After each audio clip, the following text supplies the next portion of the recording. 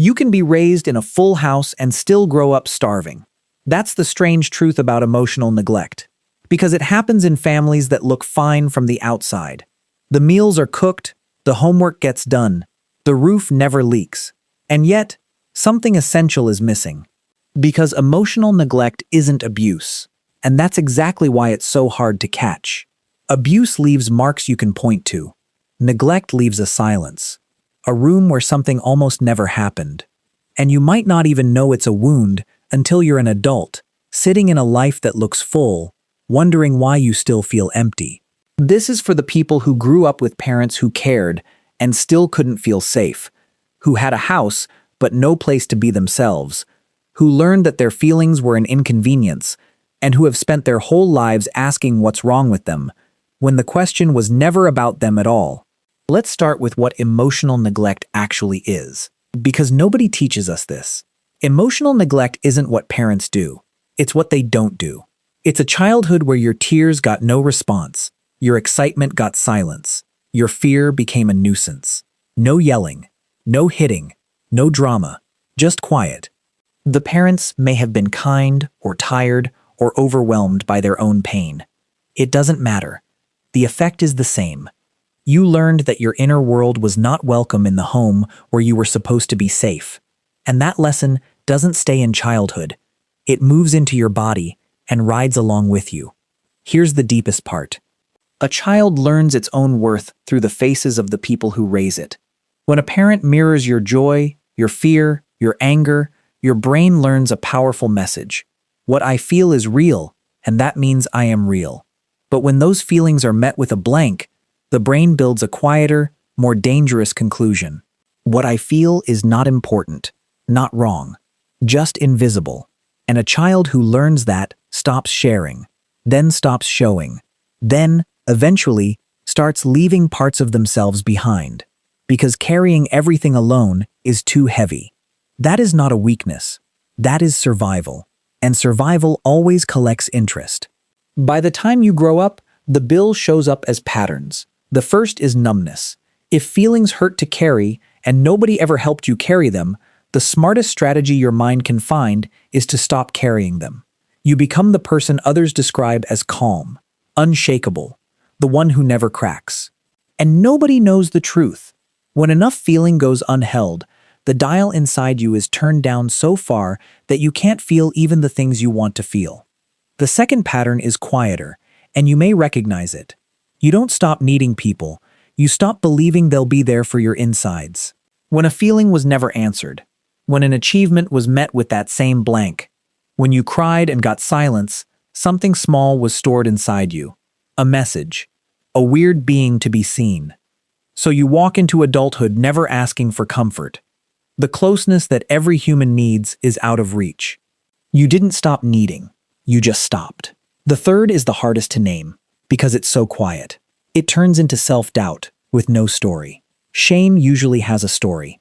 I am a bad person. I am not enough. But emotional neglect gives you a fog-toned whisper.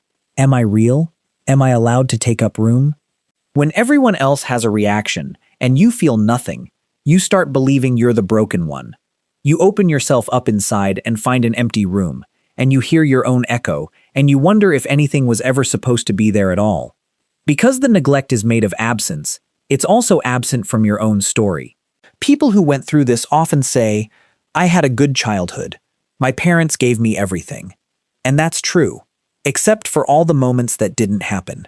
Nobody, not even you, can point to the exact day everything went missing. So, you write it off. You live inside the quiet. The crucial thing to understand is this. It was never about a child who was too much. It was about a parent standing in the same room, missing the moment. The child was never the problem. The child was invisible. And they did everything they could to be easier, quieter, smaller, hoping that one day someone would want to come and find them there. Now, I want to break something about guilt. When a parent attunes to a baby's fear with calm eyes and a steady voice, that isn't just comfort. The parent's nervous system is literally acting as a regulator for the child's. Psychologists call this co-regulation. It's how a developing mind learns what an emotion is, how long it lasts, and how it comes back down. When that response is missing, the child doesn't just lose comfort, they lose the calibration itself. They grow up doing alone what was never modeled for them, regulating a nervous system that never learned the skill. That is the level at which none of this was your fault. None of it. And now the good news. Regulation is a skill, not a birth defect. And skills can be built. Your brain is not a finished product. It's plastic, rewiring itself. You can learn in adulthood what you were never taught as a child. You can learn to name emotion, sit with it, bring it back down. You can fill the gaps your childhood left you with. Your history is not a verdict. It's room to grow. So how does this actually happen? It starts with naming it. You give it an actual term. The moment the phrase emotional neglect enters the room, something shifts. The thing you could never name finally has a name, and once it has a name, it can be held. The second step is to start noticing your own body before your emotions. I'm tense. I'm tired. My chest is tight. Slowly, you learn to feel a feeling without being swallowed by it. That's not a skill way to be. It's the first repetition in a muscle you were never trained to use. The third is reparenting the self in small, deliberate moments. When the wave rises, you hold it the way the parent you needed would have. It's okay. You're safe. Every feeling is allowed. This is where you start filling the gap, one moment at a time. And the fourth, maybe the most powerful, is letting safe people in. The nervous system heals in the presence of someone who truly shows up. When you finally let one person see your actual insides, and they stay, the body learns that being seen is safe. That deserves you.